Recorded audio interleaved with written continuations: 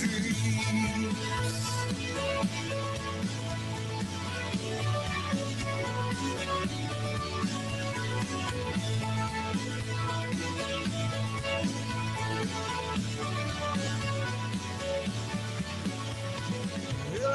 will provide for you, and I'll stand by your side. From Wisconsin's 3rd District, please welcome Congressman Ron Kind. Good morning, everyone, and thanks for your patience, and thanks for joining us for the virtual panel discussion with Vice President Joe Biden. In a moment, I have the opportunity to introduce Joe Biden and also the panelists participating today. But before I do, obviously we're dealing with a twin crisis, a global pandemic and an economic crisis now. But as we go through this, we all realize the most fundamental role of the government is to keep our citizens safe and secure and healthy. And as we emerge from this global pandemic, we're certainly going to have to reassess our national security priorities. It's going to have to be more than just protecting people from bullets and bombs. Now we're going to have to protect them from bugs. And during a time of crisis, we need certain qualities in our leadership, qualities such as candor, integrity, compassion, the truth, all qualities that are deeply embedded in Joe Biden, but unfortunately deeply lacking in the Oval Office today. Joe Biden knows that we need a national strategy to deal with the global crisis. And that's why he's come up with a coronavirus plan. It's rooted in the belief that we must be guided by the best medical and scientific advice and let their advice guide policy. But it's also deeply rooted in the belief we need a strong federal, state, and local partnership, one that is lacking today.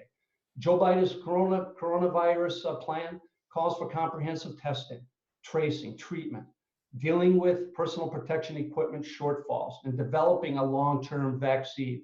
And Joe, that's what I hear from our local leaders and people here throughout Wisconsin.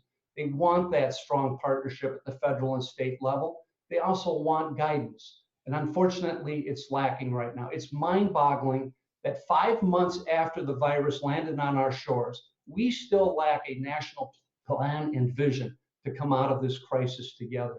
And the people back home don't see this as a red or a blue issue. They see it as a red, white, and blue issue, that we need to stay united. E pluribus unum. We're all in this together. We're only as healthy as the closest person next to us. That's what they crave in their leaders today. But Joe Biden also realized it's not enough just to have a plan to defeat the virus. We need a plan on how we're going to rebuild America coming out of this crisis. How are we going to address the economic inequities that have been developing throughout our society for a long time? How do we empower all of our citizens with the education and job skills they need to realize their full potential and to be successful? And part of that national rebuilding plan also means, how do we rebuild rural Wisconsin and rural America?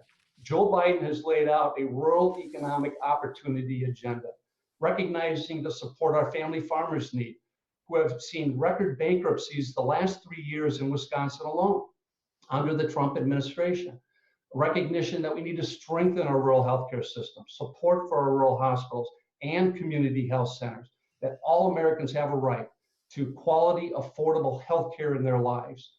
A recognition that we have to close the digital divide, which is laid bare during this crisis, and the economic and education inequities that flow from it, and a major infrastructure reinvestment plan so we can start rebuilding Wisconsin, rebuilding America the right way again.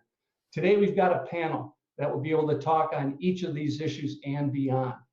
Mary Freiberg, who is the CEO of Scenic Bluffs Community Health Center.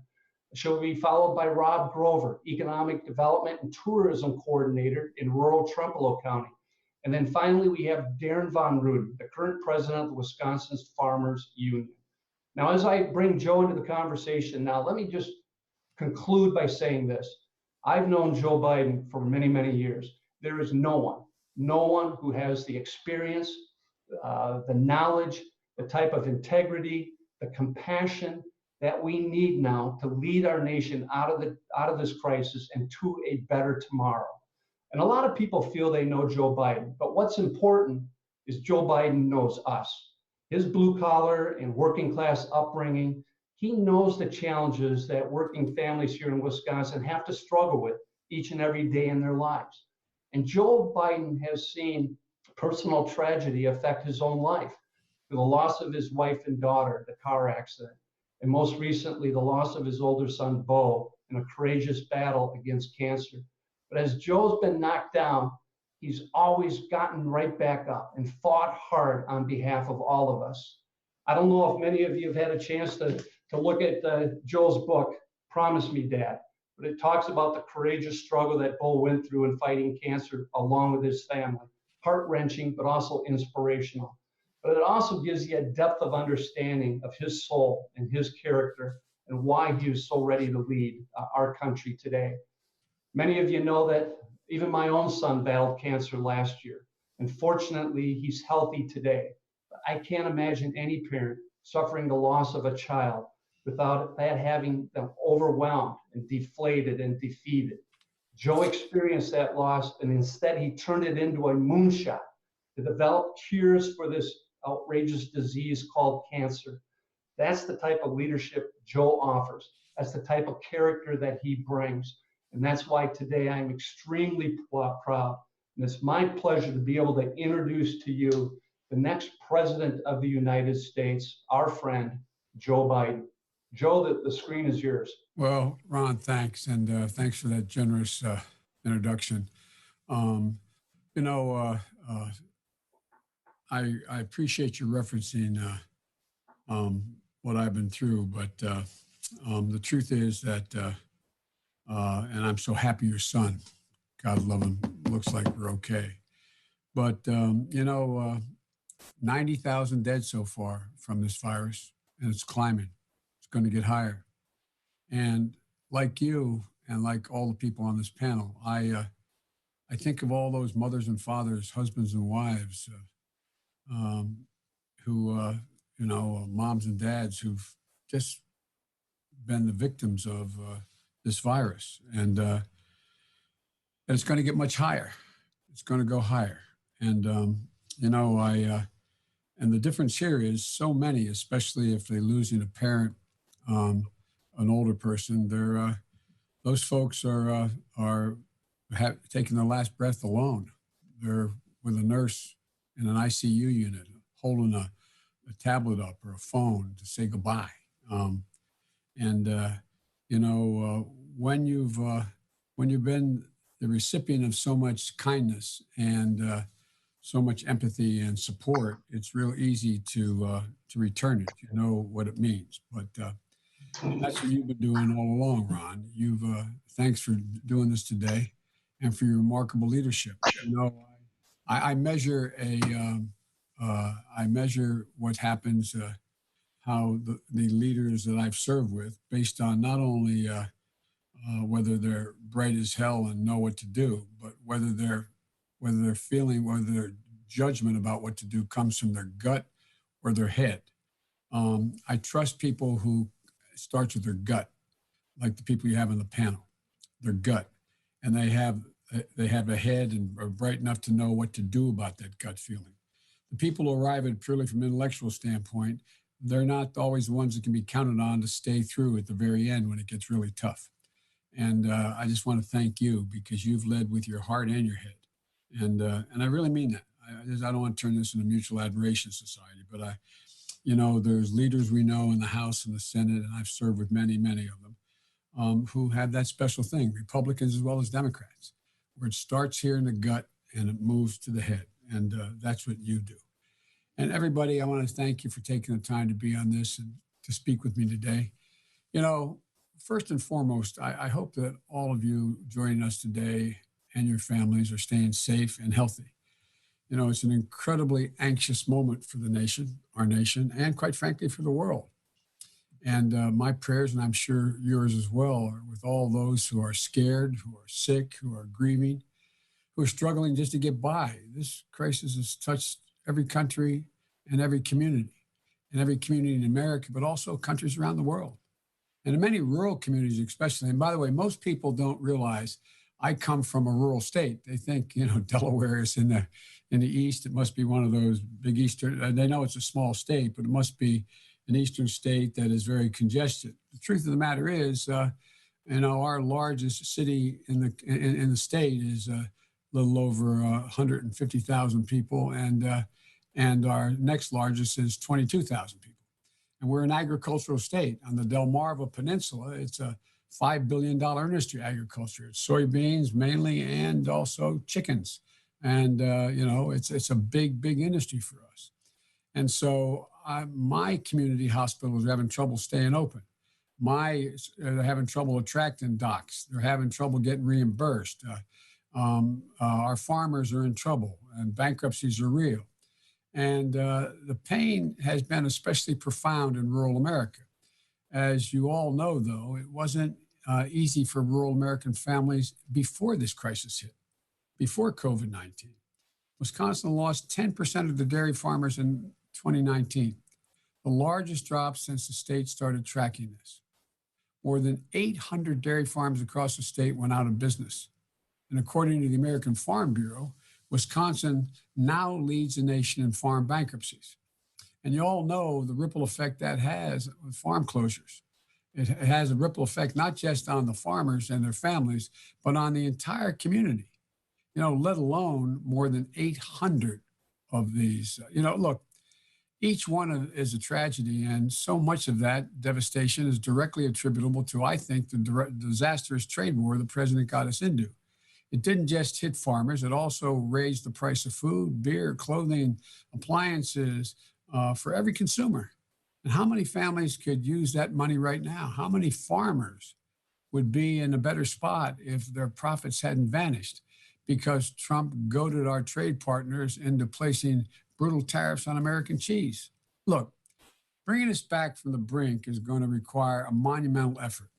We have to put an end to the health crisis that has already cost us more than I said, 90,000 lives, American lives. And we have to bring back the economy when when more than 36 million people have already lost their jobs, 36 million. And we can't ignore the crisis that's already taking shape in rural America before the virus hit. Because when rural communities struggle and young people are forced to leave, Eau Claire, for example, or Warrens or LaCrosse, that's a warning sign to all of us. That's the central premise of America has been broken. That's why, I'm committed to restoring the promise of the middle class and for rural America and rural Americans. I put forward an ambitious plan, one that recognized something I don't think the present president does, that farmers aren't looking for a payoff. They're looking for an opportunity. And we're going to create a new bio-based multi-manufacturing job environment to deal farmers in on the benefits of a changing economy.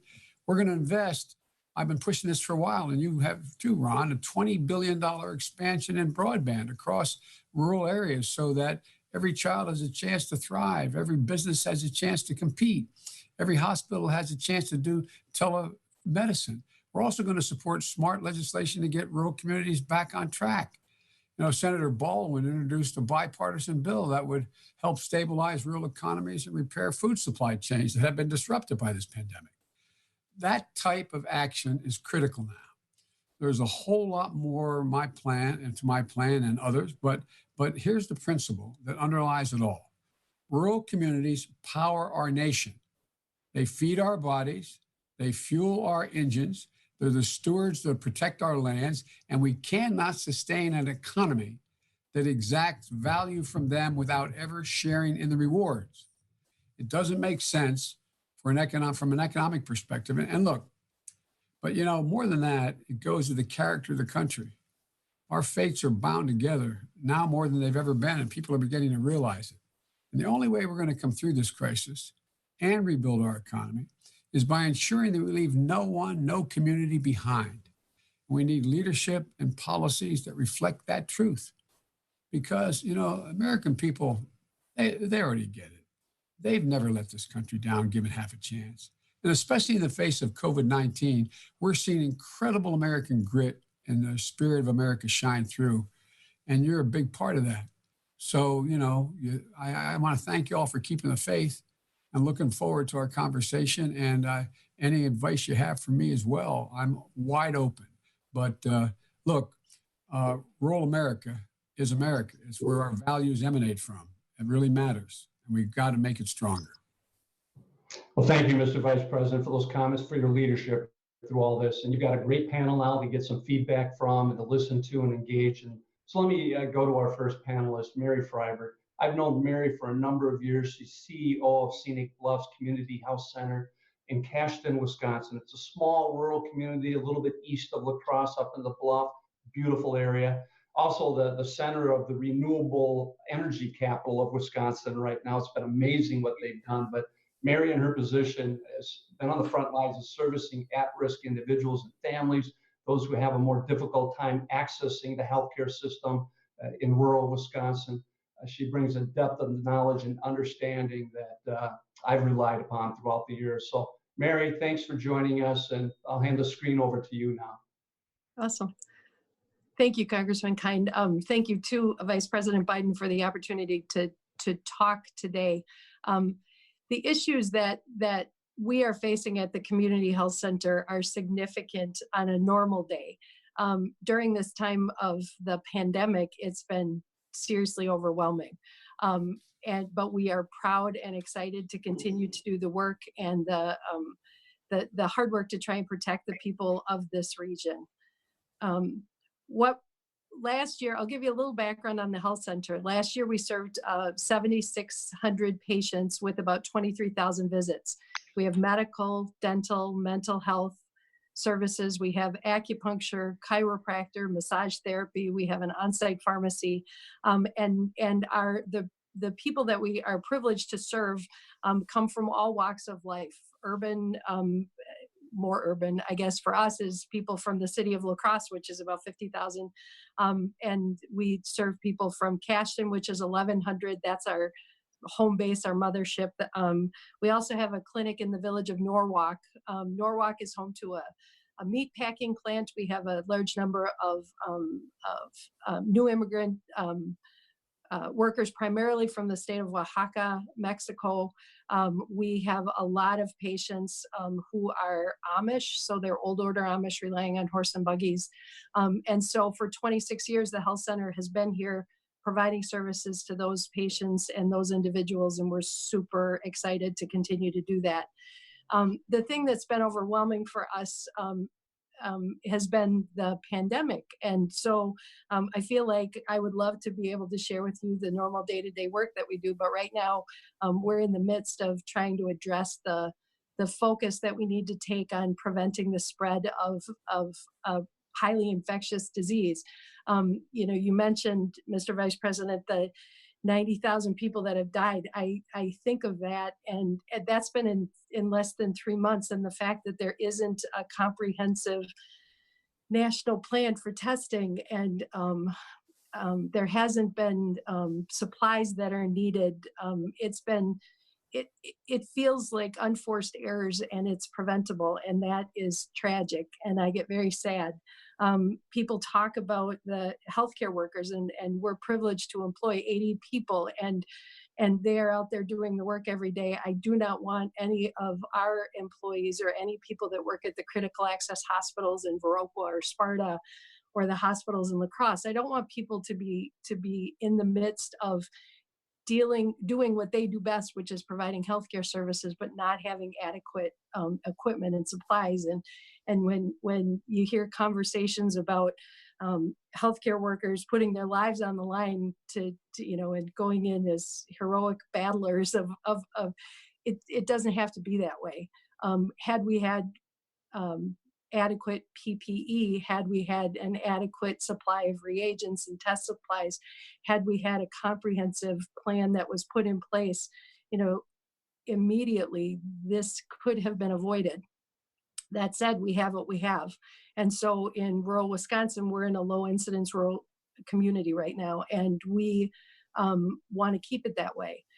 So what we're actually doing today, as I speak, is doing a community testing event, drive-up testing for asymptomatic individuals The goal is to identify people who have the virus if they're ill, and identify people who have the virus if they don't know that they're ill.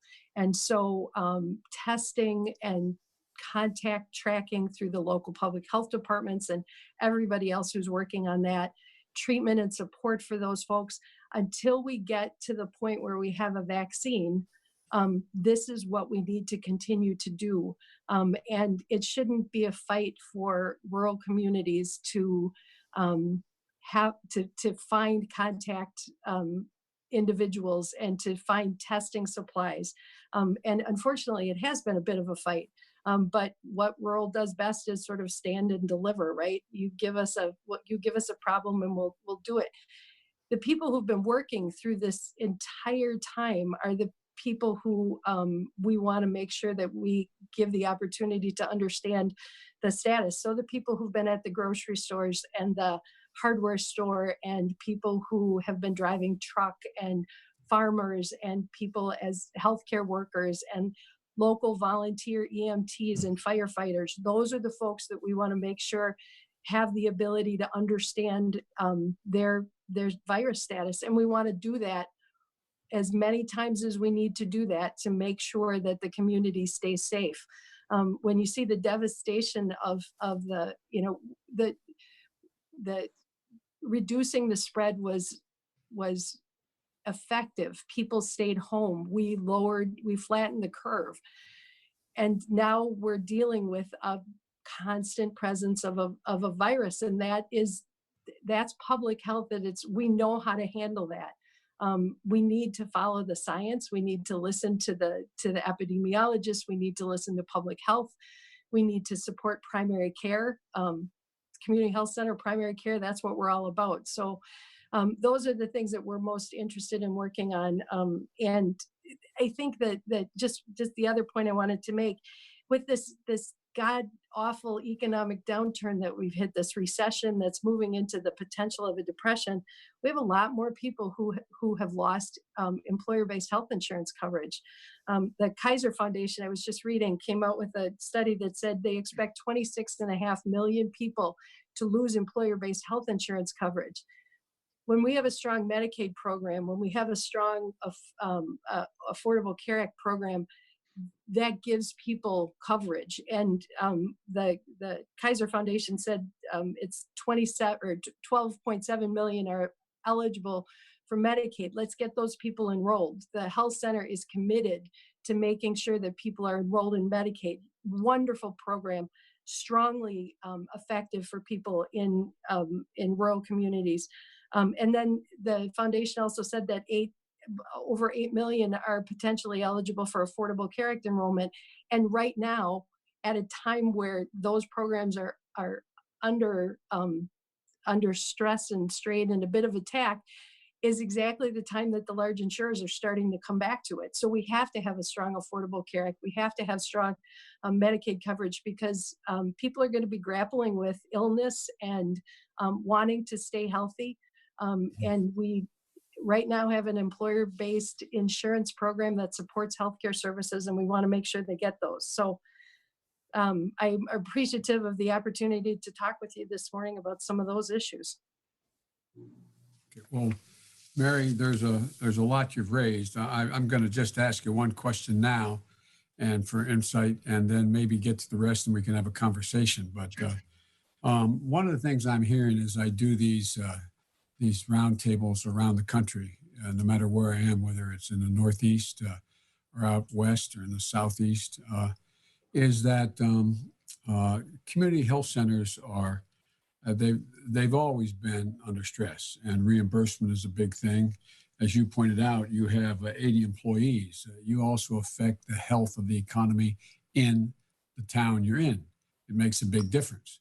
So you're not on the verge of closing, but in my state and many other states, a lot of community health centers have rural hospitals have closed down because they're not getting reimbursed. They can't stay open. The compensation is not the same. And and if you don't want to answer now, think about it. But two questions. One, I hear an awful lot about the increased need for mental health care. mental health care, that it's rising significantly, and the resources available to provide that kind of care. Because, as you know, when we did the Affordable Care Act, we made sure there was a one-to-one correlation between, there's no distinction between breaking your arm and having a mental health problem. They're both health problems, and there should not be a stigma attached. So if you could talk to me at some point a little bit about what you see in the last 4 months, of if there's been a rise, and number Sure. two, if in fact you expect things to change for the good or the bad in the meantime, and what that does and how that impacts on your resources. And secondly, one of the things that I've been pushing for a long time has been $20 billion for rural broadband, to make sure that every kid has access to online learning.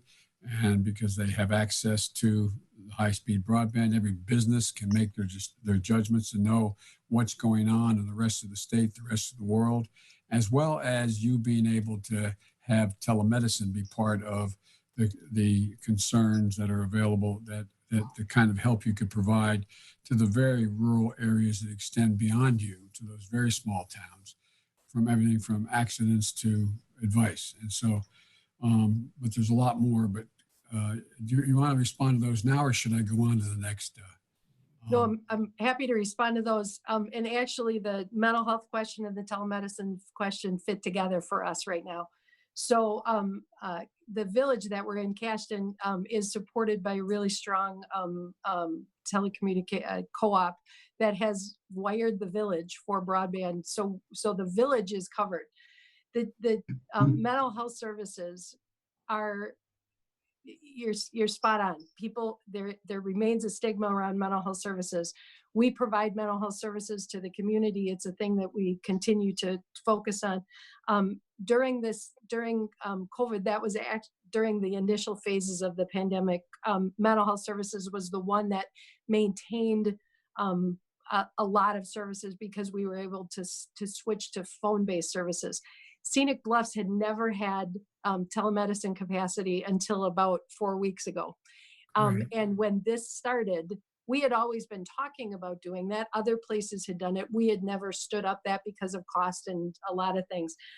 But when we quickly saw the need for reducing people's exposures, safer at home, we switched and we turned on telemedicine services in 3 weeks. And half of the visits that we're doing right now are telemedicine based. We are fortunate in the village that there is access to those services. When the delivery of telemedicine services depends on a person in their home having access to a reliable internet. And when you're in lots of rural communities, that still doesn't exist. So funding for broadband, support for building out that infrastructure is critical to continued growth of telemedicine services. So anything that you can do to continue the support for broadband building out is hugely important. Just one other thing I wanted to highlight is the ongoing stressful nature of this pandemic requires us to do more mental health services. It requires a comprehensive approach to understanding the trauma that people are facing. Even if you don't know anyone who's been stricken with the virus or is ill, or this is stressful, and it's overwhelming, and it's exhausting. And we need to do more to support community health centers. We believe strongly in community, and we work with our local public schools, and we continue to do services there. But I'm very concerned that this pandemic will tax the mental health system. And we really need to continue to focus on building that out with programs and providers, because this is going to be a long struggle for a lot of people. Well, I think we need a strong but efficient and fair system in place to test and trace contacts of people who've been infected with COVID-19. But so far, I find it very unacceptable that several months into this crisis, we don't even have that yet. There's no responsibility that is absorbed nationally. The president says, not my responsibility. That's not my job description. This isn't rocket science. It just takes an investment and execution, both of which have been, I think, gravely lacking. That's why I call on the president to create what I call create a pandemic testing board to make sure that testing is not just being scaled up, but scaled everywhere. So there's adequate testing in place everywhere. It's needed. Now we got to create I think also a new public health service jobs corps to ensure that contact tracing reaches every underserved community in America, and that it's ideally done by members of those folks in the community. After this pandemic passes, they're gonna help fight other health crises as well, like opioid addiction and epidemic, which you've had to face as well, and which haunts rural America. And finally, the experience of other nations in past pandemic teaches us, one, we have to be prepared for a resurgence of cases. That, and I know Donald Trump says the weather of everything's going to be fine, and we're going to have a vaccine tomorrow, and don't worry about it, it's going to go away, it's going to be like a miracle, et cetera. Well, I think it's pretty important we tell the truth to the American people. They can handle anything. What they can't handle is false expectations that then get just absolutely dumped over the edge. And I think the president should immediately establish a second wave strategy to replenish stockpiles of personal protective equipment and other key supplies that were going to be needed in the months ahead. And so there's a lot we can do. And I want to get back to this when I talk again. We talk a little bit about the business side, but part of what I find is the great anxiety and the mental health concerns relate not just to whether you are worried that you have COVID-19, whether you are infected, but how do you keep the lights on in your business? You just had to lay off your 12 employees in Main Street. You just had to be in a position, you're going bankrupt. This is causing great anxiety. And there's a lot we can do that related to what has already been passed with small businesses that the president just hasn't done. And look, the combination of failing to move quickly. If we had moved back in January, when not only was our outgoing administration telling them that this is a big problem and set up a pandemic, office within the White House and the like, but they had 12, I think it's 10 or 12 times. There's a thing called, excuse the acronyms, a PDB, a Presidential Daily Briefing. It occurs every morning. I'd sit with President Obama every morning. We get a briefing from the intelligence community and what was going on internationally, et cetera. The intelligence community warned the president 10 different occasions, according to the press, according to the accounts that have been made available, that there is a pandemic. This is a problem. You got to be prepared. This was in early January. And he either, as was stated by, I think I'm correct to this, and at least was stated in the press, he either didn't read the report or he didn't listen to it and didn't do anything. A lot of this could have been prevented. A lot of it could have been prevented. The COVID-19 is not his fault. Failure to respond quickly is a big problem. It's called lack of leadership. And now I'm hoping, and I don't see it yet, he has to speed up the process as well. He has to move on the things that have to be done now. And that's not happening. So I'm hoping that what he does is when people listening to this and to many other things out there, that they put pressure on the president to step up, start to tell the truth, listen to the science, lay out how the federal government has a responsibility to make sure that the resources get to places they're needed. I noticed your phrase. You used the phrase, and I know listeners, I know everybody on this panel knows it, but you said that what you need more is you need you talked about PPE, meaning the help, and you said you need the reagents. That's the stuff for testing. You can have the machine, but if you don't have the material that goes into that testing machine to determine when you put the swab in, whether or not you have COVID, it doesn't work very well. And we're short on that as well. So, but I'm talking too long right now as if it's just you and me. Let's go on to the next couple of speakers, and then maybe we can have everybody else chime in on what concerns them as well. But thank you. And I'm a gigantic supporter of a significant increase I've called for in the whole idea of community hospitals, community centers, community health centers. It just is a big deal, especially in rural communities. We're pretty Thank proud. you, thank you, Mr. Vice President, and you're exactly right. And the people are desperately looking for leadership that can unite us, that we're all in this together, rather than just seeking the political fault lines in an attempt to divide us. Mary, thank you for your insight today and for joining us. Let's turn next to Rob Grover. Rob is the Economic Development and Tourism Coordinator in rural Trempealeau County. Rob is a 5-generation family farm owner in a small community up by Galesville. He's also a small business owner. He's at the front lines of helping these small businesses and helping our rural communities fight through this virus, and also the economic recovery plan that we desperately need. So Rob, thanks for joining us today. Well, thank you, Ron, and thank you, Mr. Vice President. It's a real honor to be able to join you here from Trempealeau County today. And some of the folks told me I had to make sure you saw my Trempealeau County shirt here. So I see it. Representing Trempealeau County. Yeah, we can't wait until we can have you in county here. I'd like to be there. I wish I were with you now. You got a hell of a job, pal, right now. A lot going on. And, as you know, in mid-March, really almost overnight, we saw a shutdown of huge segments of our economy here in rural Wisconsin.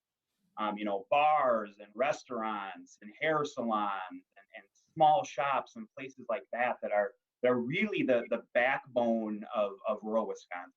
And just to give you a little taste of Trempealeau County, we have no city or village more or larger than 3,000 people. We're a very small, tight-knit community, and those sort of businesses really are essential to our community. Not only as social hubs, but as important economic drivers. So when those places closed, overnight, basically, we had business people losing their income, and we had their workers losing their incomes as well. Trempealeau County and a lot of rural Wisconsin is a very low-wage county, if you will. We're not wealthy people. A lot of people working for minimum wage or a little higher, maybe $10 to $12 to $15 an hour. And a lot of people's supplemental income too is working at these bars and restaurants and side jobs. And they sort of depend on those side gigs to be able to get by. So it was incredibly devastating.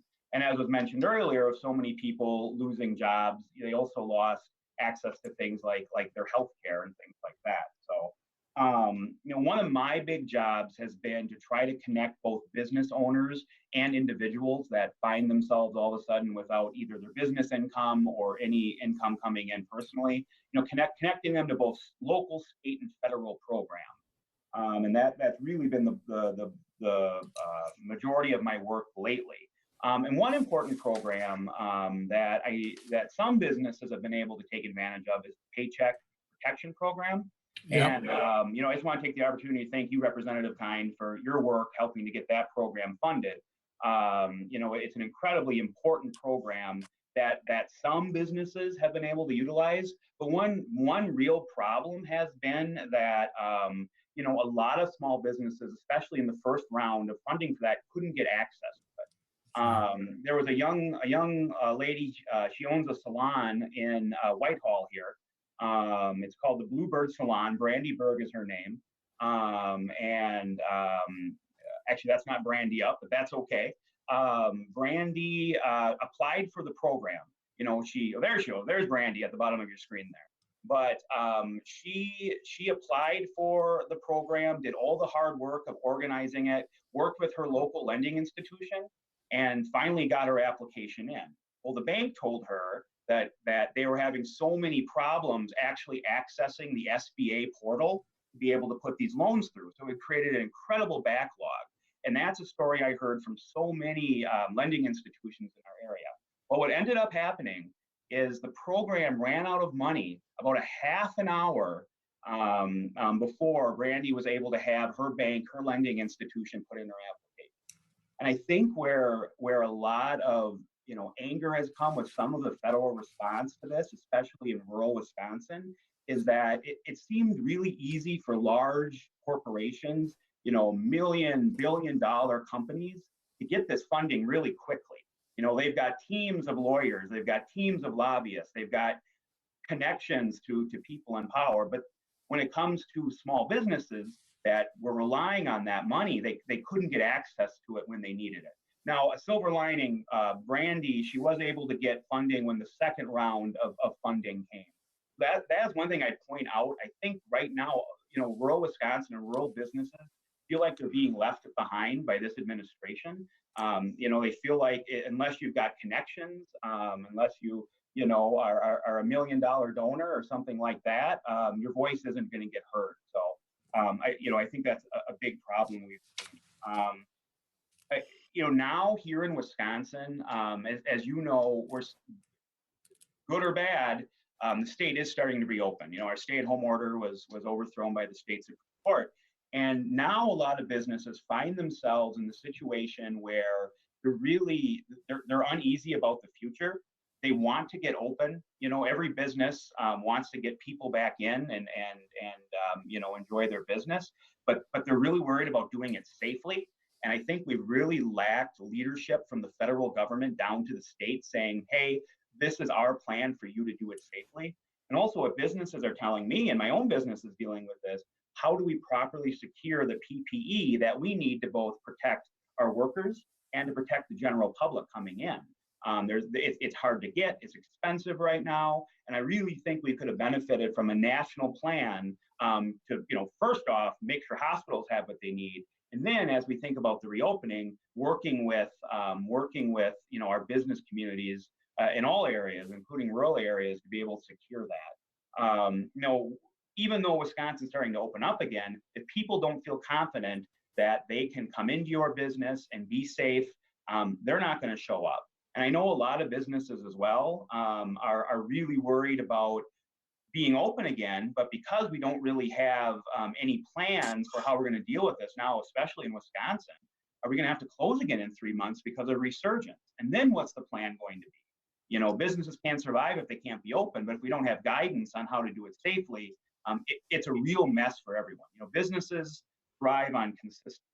So we need that from the federal government. I really don't think that's what we're getting right now. So, I've talked a lot about challenges that rural businesses are dealing with, but I also just want to touch real quick on the fact that, in rural Wisconsin, as was mentioned earlier, people are resilient. They make things work because we always have. We always have less resources. We're less populated, so we have to make things work. So there's a lot of businesses that adapted really quick, and even though there's incredible challenges, are thriving. One of them is this wonderful little cafe in Galesville. It's called the Garden of Eden. I think we've got a picture for you there, or coming up at some point. But the Garden of Eden, Bill and Amy own it, husband and wife couple. And basically overnight. And if you've ever been to their place, it's incredible. It's the sort of place you want to sit inside and be a part of. But overnight, they basically had to transition their whole operations to be to-go orders and things like that, and the logistics of making that happen. And they've done it, and they've done it really successfully. Another business, Anna's her name. She owns a place called Cooley Boutique, also in southern Trumbull County. I think we got a picture for you. And she was a woman's clothing store, which of course in Wisconsin technically wasn't considered an essential service. So what Anna did, there she is, and that's her in her shop. She was able to really quickly transition her business to doing more online, using social media. They started to do live fashion shows and auctions and that sort of thing. So she transitioned quickly. So I guess I didn't want to just talk about the doom and gloom. Rural business owners, rural business people, rural people in general, when times are tough, we make things work. But it sure feels like right now from the federal government, rural Wisconsin isn't getting a fair shake. Rural America is not getting a fair shake. So I guess I would leave you with that. There's always challenges in rural Wisconsin. Some have been talked about. Access to broadband internet, which is to business people, it's just as important as rural electrification was for us 80 years ago. Yep. We need to have strong internet for us to be able to survive in a 21st century economy. Funding for rural infrastructure. I know you've been a real champion. When you were a vice president for infrastructure investments, which are incredibly important to us in rural America. if a bridge goes out or a road goes out here in this area, there's often not another way to get your products out, to get people to your Exactly business, right. to get to your home. So affordable housing is such a huge issue for us here. A lot of folks would love to actually move to our rural area, but it's tough to find affordable housing. And I guess I could go on and on about the challenges of rural Wisconsin. But again, I want to thank you for focusing on us today, because I maybe said it a few times, but it really feels like rural America sometimes gets forgotten about. And we really need a focus economically that's not just about Wall Street, but once again focuses on Main Street business, because that's what really drives us here in rural Wisconsin. So thank you so much. Well, Rob, thank you very much. You guys are lucky you have the congressman you do, and I'm not being solicitous when I say that, because what I'm going to talk about for a second here are things that he's led the way on, and I think we're going to get there, but it's been a painful way to get there. Look, small businesses are the foundation of our communities and of this country and the American dream, and they also hire more people than all those major corporations combined. Now, long before COVID, there used to be a basic bargain that was built in this country, and it's been broken. For too many working families, the Trump economy was far from booming. Now, because of what I call a corrupt recovery, is focused on helping the wealthy and the well-connected, not the millions of mom and pops facing financial ruin, the warning signs are flashing. 40% of the initial small business funds didn't go to small businesses at all, period. And 2 months after Congress created the Main Street lending program for small and mid-sized businesses, the administration still hasn't lent a single dollar. Not a single dollar has gone out. Now, I've done this before, and I think we've done it the right way. In our administration, when we had the financial collapse that we inherited, the president put me in charge of administering the $800 billion Recovery Act to end the last recession and boost small businesses, and sparked 75 months of job growth. As president, I'm going to make sure that we'll do this the right way. Reserve half of all the new payroll protection funds for small businesses with less than 50 employees. Now, technically, small businesses are 500 or more or less employees. Well, in your community or mine, 500 employees is a big business. It's huge. Okay? Yeah. It's huge. But small businesses with their fixed costs like rent and overhead, so they cannot just keep their workers on the payroll, but also keep the lights on. I'm working on new ideas to help bring small business out from under the shadow of this high interest debt and these debt collection agencies, so you get a fresh start. And look, I would keep a close eye on the distribution of relief so it goes to the small businesses who need it rather than the wealthy and the well-connected. Look, I'd appoint an inspector, but let's think about this for a minute. When I was doing that $800 billion program, we got all that money out in 18 months, keeping us from a depression, even conservative economists acknowledge, and less than 0.2% waste or fraud. Because I worked every single week, I sat down with the inspector general, an independent agent who looked over my shoulder to make sure I was doing what the law required us to do. And this president has fired every inspector general, from the State Department to what was called for, and Ron and others set up an inspector general proposal in the CARES Act, which they passed. He fired him. Why is that? Who's looking over anybody's shoulder here? So on day one, if I'm elected, with Ron's help, I'm going to appoint an inspector general to make sure that the funds are spent fairly and transparently. This is beginning in January, and now let's move. And the way in which we can be in a situation where that happens is we're able to take a look and see what is going to happen. Because if we don't look at it, we're going to find, and we're already finding, where the bulk of the loans went, the biggest loans went to the folks for small businesses who have major hotel chains, and making sure chains worth billions, $1 billion, or maybe it's not a total billion, but close to it, and they're getting the loans. And so what Ron did, he came along and said, we're going to have on this PPP program, this Paycheck Protection, we're going to make sure that it in fact gets to people who are on Main Street, and it's about employees. I think we have to focus on how do you keep Main Street open? You're going to ride down the small towns of my state and your state, and you see they're closed.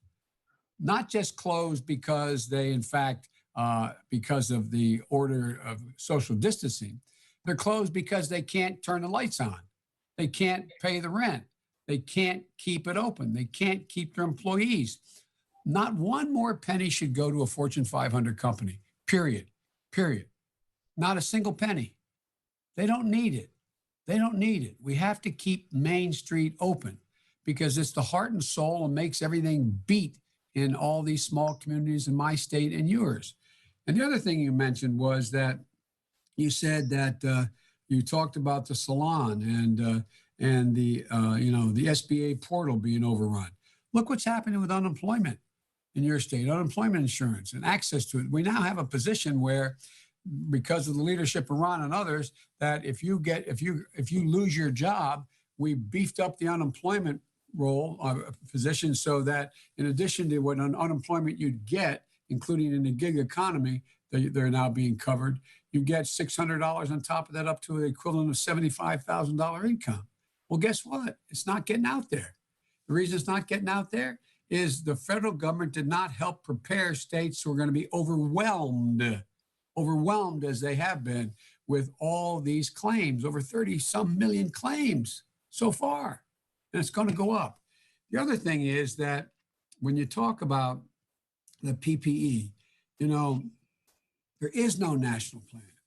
The president says, like, for example, tomorrow he's going to be in Michigan visiting the Ford plant that was arranged to make sure the respirators are available under the Defense Production Act. Well, guess what? I called for him to do that, not just me, but I happened to be the first one to call for him to do that a couple months earlier. What took so long? Why is it taking so long? And now we're in a situation where we need essentially a supply commander. Just if you're ever in the military, like the military, knows in war where every tank, plane, rocket, every piece of equipment is, so you know where to send it where it's most needed. Well, the president says that's not my job. It's the local governors. It's the governors, the local mayors, and the county executives. And this is a national problem. We're at war. We're at war with a virus. We need a commander-in-chief who can garner the resources and distribute the resources in ways that everybody can get them. And what is the other point I wanted to make? Because I'm making notes of what you were saying here. Blah, blah, blah. Well, I'll go back to when I talk about an IG. And, I know what it was. The whole idea of you saying that a lot of your colleagues who are in small businesses don't know what the circumstances and how they should reopen, what they should do. Well, as Ron can tell you, there is a report, and I can't comment beyond this, that said the Center for Disease Control laid out detailed plans as to how you should reopen, what precautions you should take to not only give confidence that your employees will be safe, but also have confidence that people will come into the restaurant because they know all the major precautions are being taken. Well, guess what? President blocked that from being released. And then after a lot of heat saying what was going to happen, they finally did release a plan. I promise you, is not the detailed plan they first wrote. Not the plan they first wrote. Why is that? Why would the federal government, with the experts of the Center for Disease Control, not be able to lay out in detail how you can most safely reopen to protect your employees, to protect your customers? Why? Because the president wants one thing. He wants to be able to be going into the fall saying the economy's coming back. Look at the stock market is rising. But what everybody's predicting has happened in other places. If you don't do this well, there's going to be a second wave. But the bottom line is protecting people and telling the truth, laying out truthfully what it is that needs to be done, what the problems are. Because guess what? You said Wall Street's getting too much. Wall Street didn't build America. I've been saying this for 35 years. Ordinary, hard-working, middle-class, hard-working people, working-class people built the country. But you got to give them half a chance. You got to give them at least half a chance to do it. I find myself staring at you in the screen, and they're probably wondering what the hell I'm looking at here because I'm looking down. But the point is that we got to make sure that these funds are spent fairly and transparently, that everybody knows where every dollar is going. And this program that your congressman helped put through, which was this whole notion that we're going to deal with the Main Street Fund. Not a penny's gone out yet. There's a lot of things we can do, but I'll get into it later if you want to. But anyway, thanks for what you're doing. God bless you for trying. And I think that what the one thing that I think is being underestimated is the resilience of the American people. 20% of the population is rural America, but it is the heart of America. It's the heart of America, not a joke. In my state and every other state. And it needs to be treated more fairly than it's been. Thank you, Mr. Vice President. And Rob, thanks so much for your insight and the leadership that you've been showing. And Mr. Vice President, I couldn't agree with you more. All Americans should share your concern about the current president's penchant to fire all of our independent inspectors. These are nonpartisan career investigators in charge of rooting out waste, fraud, and abuse within our federal departments, programs, and agencies. They're literally the sunshine democracy needs, which is the best disinfectant to root out waste, fraud, and abuse. And so you got to wonder why President Trump is so fond of firing these nonpartisan inspector generals right now. I think it's very dangerous. And Ron, you know, that used to be a hobby horse for Republican senators. Republican senators joined Democrats. They were strongly supportive of these independent inspector generals, starting with Chairman Grassley and others. Where are they? Why aren't they speaking up about this? It really bothers me. It bothers me a lot, but I don't want to get going on it. No, absolutely. Let's bring into the conversation now Darren Von Ruden. Darren is the current president of Wisconsin Farmers Union. He has a 3-generation family farm himself, an organic dairy farm up on the ridge east of LaCrosse. And there's probably no one who has better insight on the challenges that our family farmers, production agriculture is going through right now here in the state of Wisconsin. Darren, thanks for joining us today. Well, thank you, Ron, Thanks, for Darren. a lot. And thank you, Mr. Vice President, for the opportunity to tell my story and tell the story of a few farmers across the state, too. You know, I think in your opening remarks, you said one thing that really sticks true to what's happening in the dairy industry, Wisconsin's #1 industry. 10% of our farmers went out of business last year. Yep. The year before that, we lost 8% of our farmers in the state of Wisconsin. And it all boils down to economics. I think the other comment that you made in your opening remarks, too, that's really sticks true to farmers' beliefs is that we want to get our income from the marketplace. We don't want to That's right. have to continue to take those government handouts. But when you're stressed and we need them, you take them. So how do we get to a system where farmers have more control over their own destiny is probably the biggest question. And that's something that Wisconsin Farmers Union's been working on over the last 3 years, is looking at a growth management program in the dairy industry and how farmers can control their own destiny by making sure that they're not wasting our most #1 natural resource in water. It takes a lot of water to produce really any agricultural product. And so why are we producing and continuing to overproduce all commodities, not just milk, but corn, soybeans, fruits and vegetables?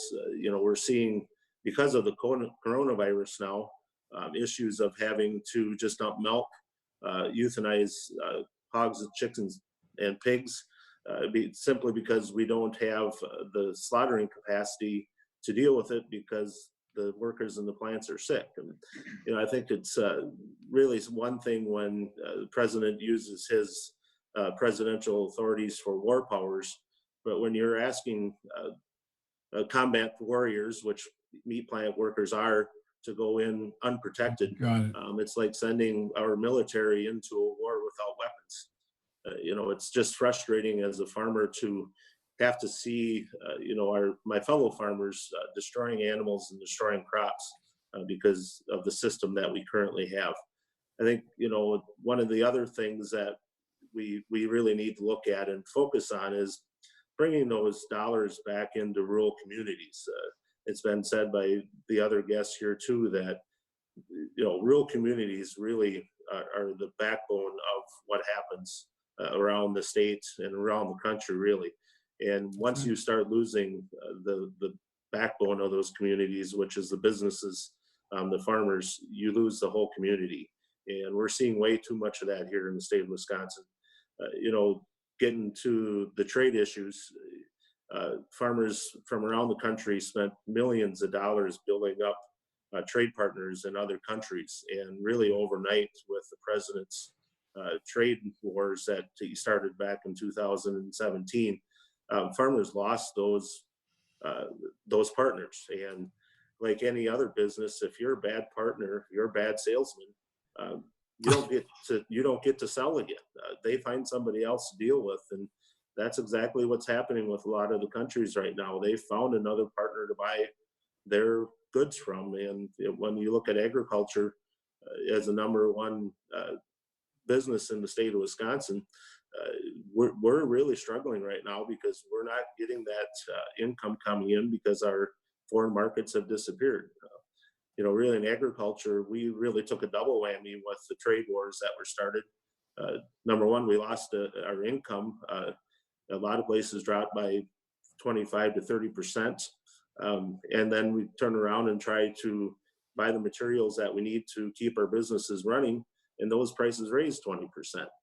So really, was the trade war good for agriculture? No. I think it was about a year ago, the president said dairy farmers are over the hump. We're still losing over 2 dairy farms a day in the state of Wisconsin. So being over the hump really isn't here yet. And will we see it? I don't know. The coronavirus has had a detrimental impact on the dairy industry. Our pay prices went from the high teens, $17, $18 per hundredweight, down to most farmers in May are receiving $10 to $11. The average cost of production is in that $17.50 range for milk. So, looking at that kind of a loss, even the PPP program, a lot of individual farmers like myself, we didn't qualify because we were our sole employee. And to get dollars, even a few dollars would make a difference on some days. So, Yep. Congressman Kind has worked on that issue too, to try to make sure that more people are eligible to receive those payments. And I wanted to say, thank you, Vice President Biden, for your work in the past. I think one other issue I guess I'd like to mention too quick is monopolies. Under your leadership and President Obama's leadership, there was a task force that was put together back in 2010 that looked at the monopoly issues, antitrust issues, and that's a big impact in agriculture and really in all industries. When we have fewer and fewer players controlling what's going on, we're all at the detriment of that process at the end of the day. So thank you, Mr. Vice President. Well, by the way, Joe's good enough, but let me respond to what you had to say, Darren, if I may. First of all, this country is now being reminded that food just doesn't magically appear on our plates. It starts with American farmers, and because of your ingenuity and hard work, we've long been able to feed the nation and most of the world. And we couldn't be any more critical today than it's ever been. You're really, and all your colleagues are incredibly important. And you deserve support from every level of the government. And you need some leadership from the highest level to do what's best. Now, that's not what Trump is providing. Today, in the richest country in the history of the world, tens of millions of people don't have enough to eat. In the United States, don't have enough to eat today. 1 in 6 Americans may be unable to afford their next meal within this year. At the same time, farmers are left no option, as you point out, but to dump millions of gallons of milk on the ground they've worked so hard to produce, plowing over produce that used to sell in restaurants and schools and in stadiums, and wondering how they're going to stay afloat through the year. We don't have a food shortage problem. We have a leadership problem. And from the start, Trump has failed to support food producers, slow to order the government to buy food from farmers and send that food to food banks. He failed to step up to do that. Instead of getting hard-hit families the food they need, Trump is in court right now trying to condition food assistance on a work requirement. At the time, there's no work. At the time, 36 million people are already out of a job, the so-called SNAP program. If I were president today, here's what I'd be doing. I would have the federal government should be purchasing milk from dairy farmers that lost their big purchasers like restaurants and schools and have been badly hit by this terrible trade policy that made no sense. The problem with China was stealing our intellectual secrets. China was stealing intellectual information. China was engaged in cyber warfare. China was insisting that a business to do business in China had to have a 51% ownership in China. These are the things China was doing. It wasn't about milk. It wasn't about agriculture. And so what's happening is we got to make sure the food goes now, because we've lost those partners and now they can't even afford it, to nonprofits feeding the hungry. Congress should pay agriculture, pay you guys to buy this stuff from you and deliver it to those folks that in fact desperately need those public programs that desperately are feeding thousands of people. You turn on your television, how do you see those lines of cars 2 miles long to get a meal, to have someone come up in a mask, open their trunk and drop food in for the day? Congress gave Trump's agriculture department to do exactly what I'm talking about in March, to get funds to processors like companies that bottle milk so they can move a food supply to the people they need it. You can get it to them, appoint a food systems coordinator that's going to know where there is a food shortages and how to get food to people in need. And we're going to work to enact the FEED Act. And I did an event last night with that chef, Jose Andres, his nonprofit paying restaurants to make meals for people who are experiencing hunger. This is a win-win. It allows restaurants to stay open or reopen. It hires back their workers. It gives people going hungry access to meals. And it's good for farmers and ranchers because it means restaurants will be able to buy and prepare those meals. So look, the FEED Act is going to also allow us to scale up the idea nationally. You know, that's the type of leadership we need from the White House right now, and the leadership that I pray with the help of Ron I can restore. But you're right about everything you've said, in my humble opinion. And think about what we tried to do in our administration. Look how hard it is for a young farmer to get a start. That's why we provided that $15,000 right off the top. I mean, we set up a system whereby we're going to have the Justice Department and look at the issue of whether or not you're engaged in, this whole notion of monopolies and what happens to, a lot of folks like both of you who've been in your families for 2, 3, 4, 5 generations, whatever it's been. Well, if you have enough land and you can hold on, you can make it. But there's a lot of people who can't. They're gone. How do they get in the business? How do we keep people in farming? And the idea of us going to just one big agribusiness notion, I think is a gigantic mistake. It lacks flexibility. It keeps people out of the system. And so there's a whole lot we can do. And I think one of the things we should be focusing on now is, for every one of those meals that a restaurant prepares essentially, and that the chef Chef Andres is talking about, they get paid $10 on average for each of those meals. Well, that keeps their employees on a payroll. It allows businesses to stay open. It hires people. It doesn't mean people are going to that restaurant in large numbers. It means they're able to get those meals to people who are, in fact, don't have a meal, including the school lunch programs and getting to them getting fed. I don't know whether you guys have you know, and I'm sure you do in your county and in your region, food banks. Well, people are hurting big time. And this is a place where we could help farmers, we could help restaurants and preparers of the food, and we could also help the idea that people aren't going to have a meal. Talk about being deprived of your dignity. Being a parent who lost a job and can't figure out how to feed their family tomorrow, what's going to happen? And at the same time, what's he doing? As I said, he's trying to eliminate the SNAP program. He's cutting the amount of money the SNAP program gets instead of paying you all more to produce the food and make sure they have more access to buy the food.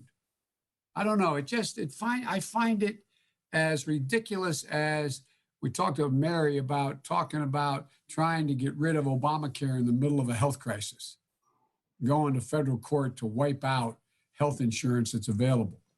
And by the way, one other thing, you know, Mary, I failed to mention that, you know, that report you referenced, where 26 million people are going to lose their employer-based health insurance. Well, there's a system in place where you can buy, if your company can't afford to continue to maintain that program, you can buy in and pay more money to keep that program you had. Well, people can't do that anymore. It should be funded 100% by the federal government, that program, so people can keep their health care until this crisis passes. This is look, there's two pieces of this, and I don't know whether, you know, the congressman will agree with me on this. I think he will. But look, we have to, number one, deal with the first part of this whole crisis, which hasn't been dealt with well at all.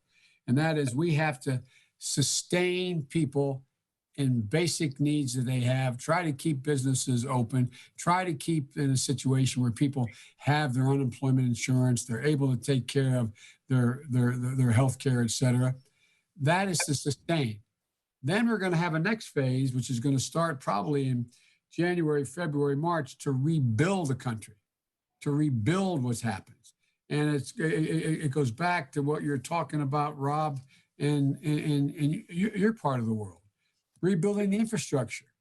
You know, for example, I put out with the help of Tom Vilsack, I put out a rural plan. We should be encouraging you all to put more land in land conservation and to maintain and get paid to do it because you absorb carbon from the air and carbon sinks. You should get paid to do that. We should be buying from farmers product they have now that they're having to just get rid of.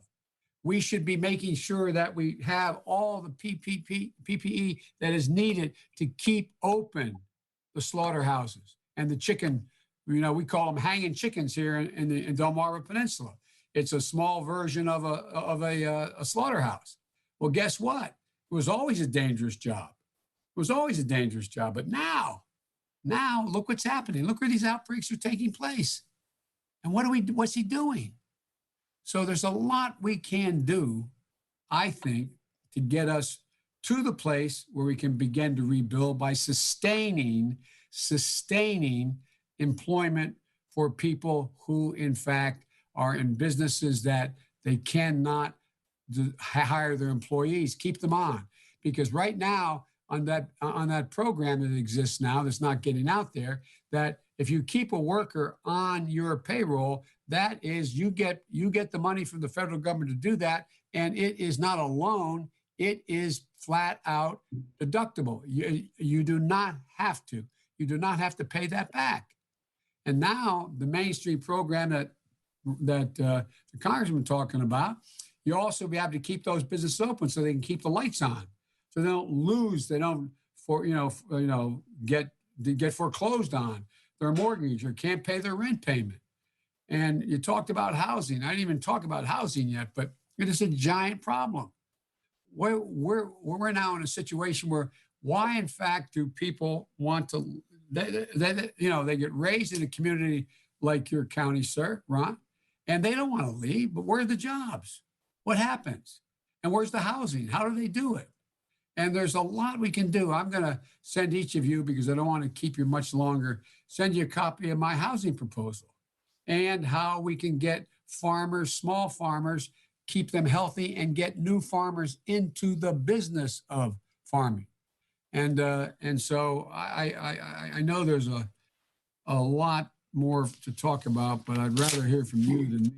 What you do for me, and one of the reasons I've been doing these things with the congressman and others around the country, is it gives me an insight that I'd ordinarily get if I was in your community. I'd be visiting the hospital to begin with. I'd be visiting your health services facility to begin with. I'd be talking to you, and I'd be with you and talking about the farmers union and what the problems are. I'd be out talking about small businesses, how we keep them open.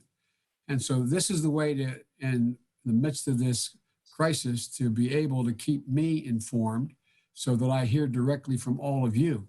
And but I'll end by saying that my dad used to have an expression. He'd say, Joey, a job's about a lot more than a paycheck. It's about your pride. It's about decency. It's about your ability to be able to hold your head up in the community. It's about being able to look your kid in the eye and say, honey, it's going to be okay. It's a lot of more than a paycheck. It's about your dignity. And so many people are being deprived of their dignity. How in God's name does a mom or a dad turn and look at a child that needs health care and they no longer have access to it until they do? Or how, when the kid comes in, and you have friends this happened to, Mom, Dad, I'd love to stay, but there's nothing here. I'm going to move to, Madison. I'm going to move to, I'm moving in the city. That's not a sensible way for us to do our business. It doesn't need to be this way. And if we lose the heart of the community, we're going to find ourselves, and that's rural community, we're going to be in real trouble. Real trouble. But it's time farmers start to get a fair share again. And part of that is, if we, I'll end by saying that we talked about infrastructure. Think of how many schools in your communities, they're not sure whether or not they can drink the water from the water fountain, or whether or not they can breathe the air, or they're being told to duck and cover when they go to second grade, how to deal with a mass shooting. I mean, think about what's going on in education right now. Think about, so I propose $100 billion for infrastructure for all of our schools across the nation. Build them back up, make them accessible, make them clean, make them safe, make them schools that are as good as any school that's in a metropolitan area or in an area where there's a high tax base. Think about what we could be doing in terms of we have to rebuild our highways to meet the new standard based on the environment. Well, we ought to be able to put in over 500,000 charging stations along our highways, new and old. We can own the electric vehicle market, creating millions and millions of good paying jobs, making sure that people have access. We can now. We've learned how the science, we've learned how all that manure that's out there in Delaware, the chicken manure is is a gigantic issue because it's having real impact on the health of the Chesapeake Bay, for example, and the tributaries. We've now learned how we can pelletize that. We can take out the hydrogen. We can build these small factories in all our areas that employ somewhere between 10 and 15 people at a good paying salary to pelletize it, use it as fertilizer that does not pollute. And there's so many things that we can do to build up rural America. And, just talk about whether or not the president is keeping his commitment dealing with the promise, what he's going to do relative to ethanol. And I mean, there's a lot that's out there that we can do that's not being done. And I don't quite get why the president has walked away from any responsibility to do it. But Yeah, Mr. go ahead, Vice please. President, that to me sounded like a great wrap-up statement for a wonderful roundtable discussion today. And I'm sure you join me in thanking Mary and Rob and Darren for your participation today. All that feedback was terrific. And Mr. Vice President Joe, we thank you for your past leadership. We are in desperate need of your future leadership as you can help lead us out of this pandemic and the recovery that our nation is in desperate need of. So thank you for the generosity with your time today and for visiting us here in Wisconsin. Well, look, I'm going to send to each of you a contact point. You can get to me directly. If there's any follow-up questions you have for me or ideas today or 2 months from now, let me know. For real, for real. This is the way that Ron and I have to learn these days because we can't be with you. We can't be in your community right now. But the bad news for y'all is I'm coming. The bad news for y'all, I'm coming. There's going to be a moment. But anyway, thank you all so very, very much. And Ron, thank you, pal. You're the best. I really mean it. Thank you. Thank you. Stay healthy, everyone. All right, please stay safe. Thank you, Mr. Vice President. Thank you. Meet me in a land of hope and dreams.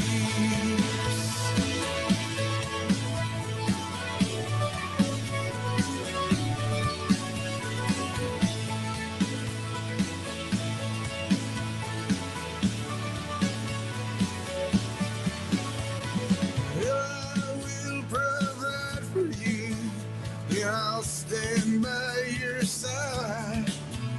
You need a good companion now for this part.